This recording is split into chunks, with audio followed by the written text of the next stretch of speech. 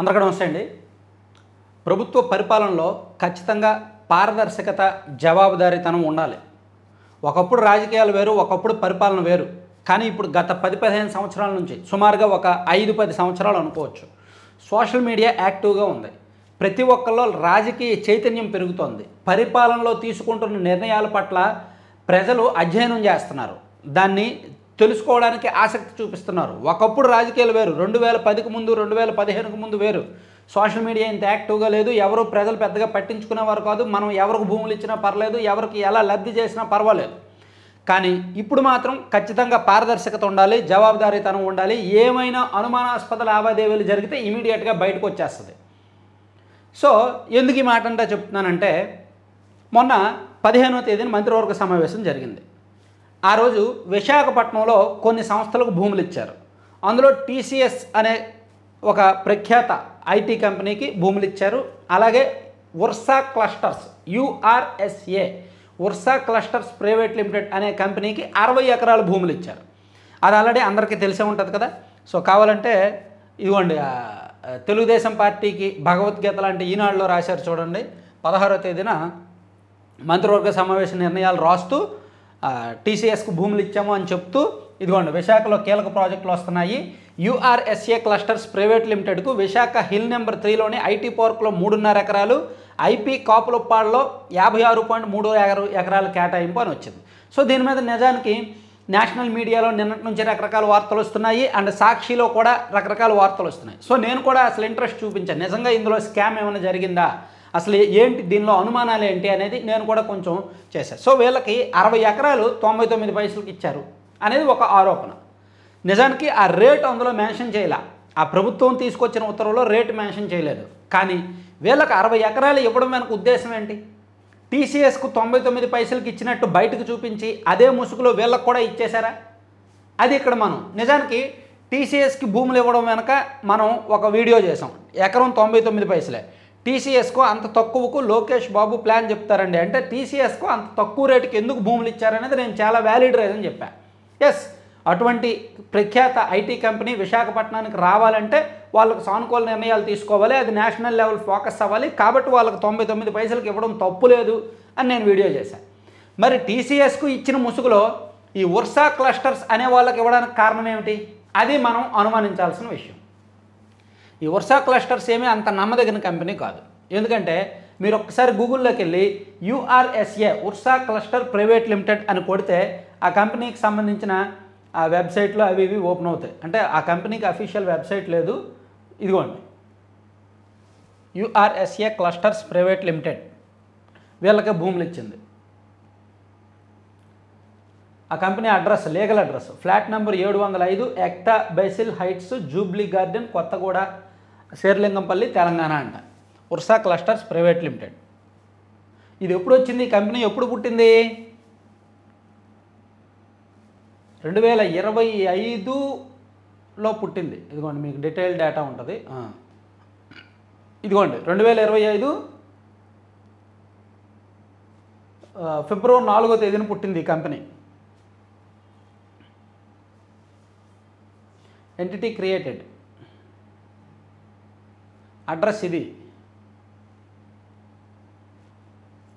So మీరు దీనికి సంబంధించి, ఈ కంపెనీకి సంబంధించి మీరు గూగుల్లో జస్ట్ చెక్ చేస్తే URSA Clusters private Limited, Ursa clusters private Limited అని మీరు గూగుల్లో చూసినా లేదా ఎక్కడ చూసినా సరే దానికి సంబంధించి మొత్తం వస్తుందన్నమాట. ఇదిగోండి ఇక్కడ కూడా మీరు ఓపెన్ అయింది చూడొచ్చు. కంపెనీ అడ్రస్సు, కంపెనీ డేటా అంతా కూడా వస్తుంది. సో ఇది ప్యూర్లీ ఫిబ్రవరి నెలలో ఓపెన్ చేశారు ఈ కంపెనీ. వీళ్ళు ఇచ్చిన అడ్రస్ ప్రకారం వెరిఫై చేస్తే ఇదిగోండి వీళ్ళు ఇచ్చిన అడ్రస్సు ఎక్టా బేసిలు, ఫ్లాట్ నెంబర్ 705. అది మనం చూస్తే సాక్షిలో కూడా ఈ ఫోటో వేశారు.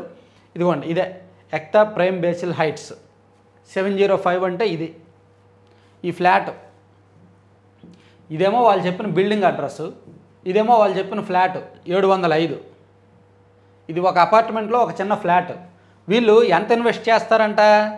5,000 కోట్లకు పైగా ఇన్వెస్ట్ చేస్తారంట. 5,640 కోట్లు విశాఖపట్నంలో ఇన్వెస్ట్ చేస్తారంట ఏఐని డెవలప్ చేయడానికి. అంత సాధ్యమేనా? అసలు వీళ్ళ క్యాపిటల్ 10 లక్షలు. ఈ కంపెనీ క్యాపిటల్ వాల్యూ 10 లక్షలు వీళ్ళు చూపించింది. ఇదిగోండి company registration certificate of incorporation. I hereby certify that Ursha Cluster Private Limited is incorporated on the 12th day of February 2025 under the Companies Act 2013. అంటే 2013లో వచ్చిన కంపెనీ చట్టం ప్రకారం ఇది 2025 ఫిబ్రవరి 12వ తేదీన రిజిస్టర్ అయిందని చెప్పి ఆ కంపెనీ సిఐఎన్ నెంబరు అలాగే పాన్ నెంబరు అవి ఇవి ట్యాన్ నెంబరు అన్నీ ఇచ్చారనమాట.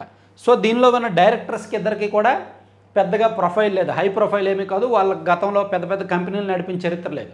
కానీ వీళ్ళు 5,000 కోట్లు పెట్టుబడులు పెడతారంటే ఎలా నమ్మాలి? 5,000 కోట్ల పెట్టుబడులతో ఆ ఏఐ డెవలప్ చేస్తారంటే ఎలా నమ్మాలి? వైఎస్ఆర్ కాంగ్రెస్ పార్టీ అధికారంలో ఉన్నప్పుడు కూడా ఇలాంటివే జరిగాయి కదా. వైసీపీ వాళ్ళు ఎంఓయూ చేసుకున్నవన్నీ ఇలాంటివే కదా. వాళ్ళ టర్న్ ఓవర్లు పెద్దగా లేవు, కానీ వాళ్ళేమో 10,000 కోట్లు 5,000 కోట్లు పెట్టుబడులు పెడతారు అని చెప్పి వైసీపీ వాళ్ళు చెప్పి నమ్మించే ప్రయత్నం చేస్తే అప్పుడు ఇదే టీడీపీ వాళ్ళు విమర్శించారు కదా. అప్పుడు ఇదే టీడీపీ వాళ్ళు దాన్ని తప్పు పెట్టారు కదా. మరి ఇప్పుడు టీడీపీ వాళ్ళు చేస్తున్నది ఏంటి?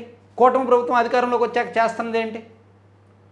అసలు ఒక చిన్న సాధారణ కంపెనీకి ఒక అపార్ట్మెంట్ ఫ్లాట్ రెంట్కి తీసుకొని నడిపిస్తున్న కంపెనీకి 5,000 కోట్లు విలువైన ప్రాజెక్టు పెడతారని ఎలా నమ్మారు?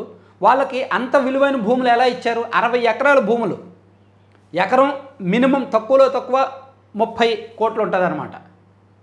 తక్కువలో తక్కువ 30 కోట్లు ఉంటుంది, ఎలా లేదన్నా 1,800 కోట్లు ఉంటుంది అక్కడ వాళ్ళకి ఇచ్చిన భూమి విలువ. మరి అంత విలువైన భూమిని ఎలా ఇచ్చారు, ఎలా దారాదత్తం చేశారు? వాళ్ళు ఏం చేస్తారు అక్కడ? అది ఖచ్చితంగా అనుమానాలు వస్తున్నాయి. వాళ్ళకి ఎంత విలువకి ఇచ్చారు అనేది 99 పైసలకే వాళ్ళకి ఇచ్చారు అనేది బయటికి రాలేదు, కానీ వాళ్ళకి ఇవ్వడం అనవసరం. అసలు వాళ్ళకి ఆ స్థాయి లేదు, అంత హై ప్రొఫైల్ లేదు. అది కూడా కొత్తగా ఏర్పాటైన కంపెనీ, 2 నెలల కిందటే ఏర్పాటైన కంపెనీ. సో వాళ్ళకి నమ్మకం ఏంటి? ఇది కొన్ని అనుమానాలు. ఇదే కంపెనీ తెలంగాణ ప్రభుత్వంతో కూడా ఒప్పందం చేసుకోండి. 5,000 కోట్లు మేము పెట్టుబడులు పెడతామని తెలంగాణ ప్రభుత్వంతో దావోస్లో ఒప్పందం చేసుకున్నారు ఇదే కంపెనీ. సో మరి అది వాళ్ళు కూడా అంతే. సో ఇక్కడ ఏదో అనుమానించాల్సిన వ్యవహారం జరుగుతోంది. ఇది 2 ప్రభుత్వాల్లో ఎవరికో పెద్దలకు కావాల్సిన వాళ్ళు ఎవరో పెట్టారేమో అనిపిస్తోంది. ఈ 2 ప్రభుత్వాల్లో కూడా పెద్దలు ఎవరో కావాల్సిన వాళ్ళు పెట్టించి భూములు కొట్టేయడానికి ఏమైనా పెట్టించారా అనే అనుమానాలు కొంతమందిలో వస్తున్నాయి. లేదు ప్రభుత్వ పెద్దలే ఎవరైనా భూముల కోసమో లేదంటే సంథింగ్. అంటే సాధారణంగా ఏం జరుగుద్దంటే అండి, మేము కంపెనీలు పెడతామని చెప్పి భూములు తీసుకుంటారు. వాళ్ళు కంపెనీలు పెట్టేది ఉండదు, ఏముండదు. ఆ భూములు కొన్నాళ్ళు అయ్యాక బ్యాంకుల్లో తాకట్లు పెట్టి లోన్ తెచ్చుకుంటారు. ఆ లోన్ వాడేస్తారు, లోన్ తిరిగి కట్టరు, కంపెనీలు పెట్టరు, భూములేమో బ్యాంకుల అధీనంలో ఉంటాయి. అంటే ఇక్కడ అవినీతి చాలా క్లియర్గా అర్థమవుతుంది. ప్రభుత్వ భూములు ఏ విధంగా బయటకు వెళ్తున్నాయి, ఏ విధంగా పెద్దల పరమవుతాయి అనేదానికి ఇటువంటివే ఉదాహరణలు. ఇటువంటి తప్పులు గత కొన్ని దశాబ్దాలుగా మన రాష్ట్రంలో జరుగుతూనే ఉన్నాయి. సో ఇప్పుడు కూడా ఈ ప్రభుత్వం వచ్చాక కూడా జవాబుదారీతనం లేకుండా, పారదర్శకత లేకుండా ఎడాపెడా ఇన్ని విలువైన భూములు ఇచ్చేస్తే దానికి సమాధానం ఎవరు? సో ఇది నేషనల్ మీడియాలో హైలైట్ అయింది, ఇక్కడ కూడా హైలైట్ అవుతుంది. కానీ ప్రభుత్వం నుంచి ఒక్కరు కూడా రెస్పాండ్ అవ్వట్లా. ఇదిగో ఈ భూమి ఇది, వాళ్ళకు మేము ఇందుకే ఇచ్చాము, ఇది కారణమని ఏ ఒక్కరో చెప్పట్లా. చూద్దాం ఏం జరుగుద్ది అనేది. Thank you.